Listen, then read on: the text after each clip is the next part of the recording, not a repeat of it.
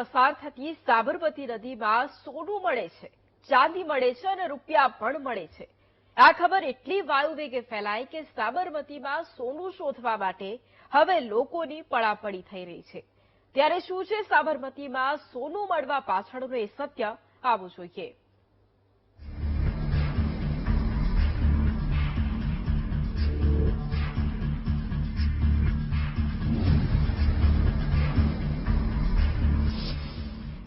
સાબરમતીમાં સોનું મળે છે, ભાઈ જલ્દી કરજો, ક્યાંક તમે ન રહી જાઓ।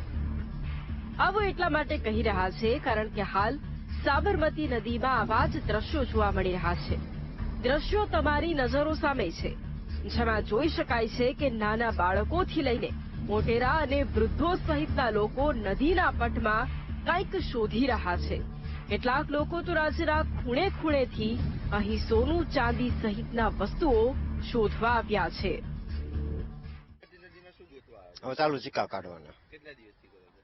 લગભગ 10-15 દિવસથી। 10-15 કેટલું મળ્યું? મજૂરી નીકળે મળી। મજૂરી નીકળે।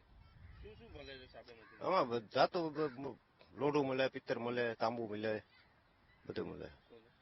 સોનું તો ભાગમાં હોય તો।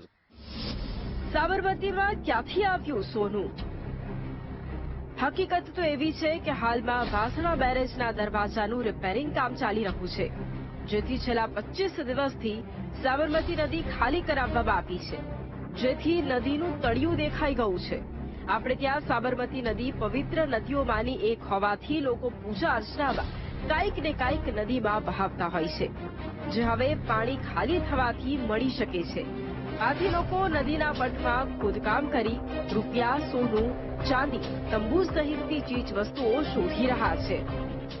અમે આમાં બધા વાવડ સાંભળ્યા છે કે આમાં કોઈને સોનું ચાંદી મળે છે, એટલે અમે બધાના સમાચાર સાંભળીને આવ્યા છે। અમે 4-5 દિવસથી આવ્યા છે, એથી કઈ મળ્યું નથી। અને અમે જેતપુર તાલુકામાં રહી છીએ, આરપનેમડી અમારું ગામ છે। તો આમાં બધાને મળી એવી શક્યતા છે, અને તો જુગાર મેલો ધંધો છે, જેના નસીબમાં હોય અને મળે, અને આપણને કઈ મળ્યું નથી। મારા ત્રીજો ધક્કો છે। હકીકત તો એ છે કે સાબરમતીમાં કોઈ સોનું નથી। પૂજા વિધિમાં વપરાતી વસ્તુઓ ચોક્કસથી મળે છે, જેથી વીટીવી ન્યૂઝ લોકોને ખોટી અફવામાં ન આવવા માટે અપીલ કરે છે। કેમેરામેન રાજેશ ગઢવી સાથે પાર્થ જાની, વીટીવી ન્યૂઝ, અમદાવાદ।